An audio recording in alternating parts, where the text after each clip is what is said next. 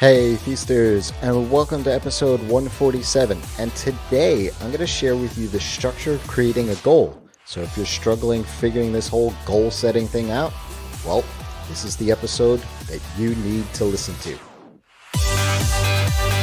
Welcome to the Ask Rezzz podcast. I'm Jason, and I'm here to help you get past those bumps in the road, those struggles, those things that hold you back from building an amazing and profitable freelance business each and every single day. And how do we do that? Well, we do that by setting goals for ourselves. Now, if you haven't listened to episode 142, go do so. It's a quick 6 minutes where you're going to learn what a SMART goal is, because I'm going to be referencing that throughout the course of this answer. Now, there are some important pieces about SMART goals, and I elaborate on those in episode 142. So definitely go have a listen there. The structure of setting a goal can certainly be used for, let's say, any type of goal, right? So, personal goals, spiritual goals, fitness goals, business goals. But for the sake of this example, I'm just going to assume that this goal is for business, because I'm going to actually give you the example of a SMART goal throughout this episode. The first thing that you want to do is you want to give your goal a name. Give the goal a name that's also positive and specific. Don't just name your goal, make $100,000. Instead, name it something like $100,000 in 1 year to help others and my business grow.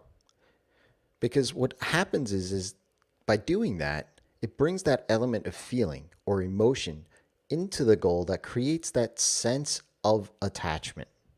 The second thing is you want to define the type of goal, right? What kind of goal is it, right? So as I said, I'm going to assume that it's a business goal. But likewise, this structure can be used for fitness or spirituality or whatever other types of goals out there that you want to accomplish.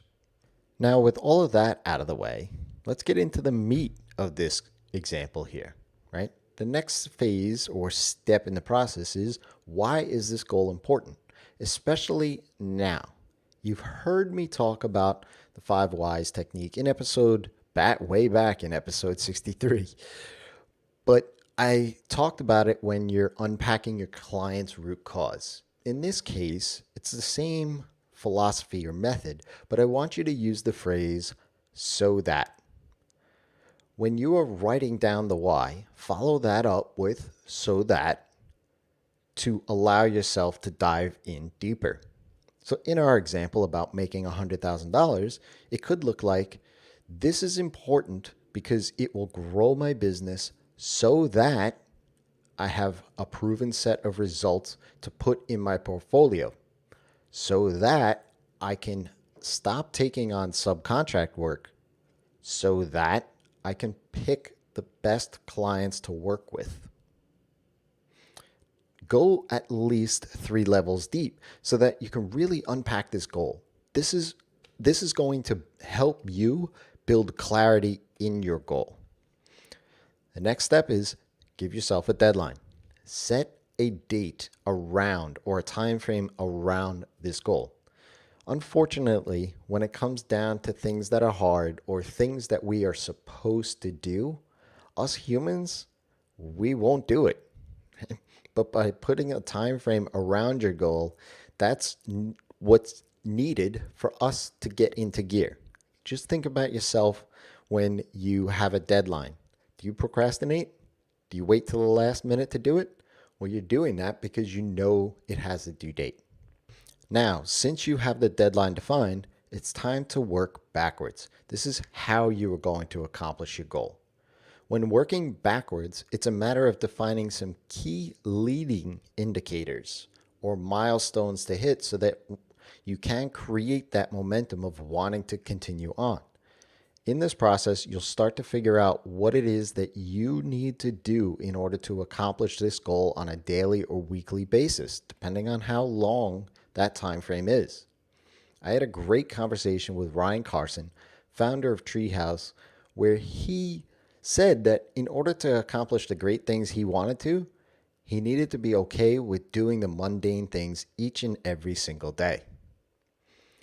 Now, here comes the fun part. You want to reflect and celebrate the win once you actually reach the end of the goal. In episode 119, I talked a lot about celebrating wins, no matter how big or small they are. Don't be afraid of giving yourself a reward. Once you finish the goal, whether you've accomplished it or not, there was a ton of hard work involved, and you no doubt grew from that path and journey that you just went on.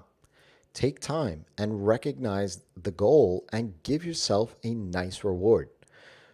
Also document the result. Like I said, whether you ultimately reach the goal or not, you put the work in to get there. You grew from going through it. Inside of Feast, the coaching and community of freelancers looking to specialize their business, we run a Moving the Needle challenge. While we do set SMART goals at the beginning of each and every single challenge, and people do reach those, it isn't about actually reaching the goals. It's about the journey and setting better business habits in place. Setting the wheels in motion to create better habits, making progress and becoming better at what you do, that's what matters. And that's ultimately what you should get out of creating and setting some goals for yourself. If you have a question, ask Rezzz. That's me, by leaving me a question on Twitter at Rezzz, or head on over to AskRezzz.com. And, well, we're closing in on 150 episodes now. So no doubt that if you have a question, I may have already answered it. Till next time, it's your time to live in the feast.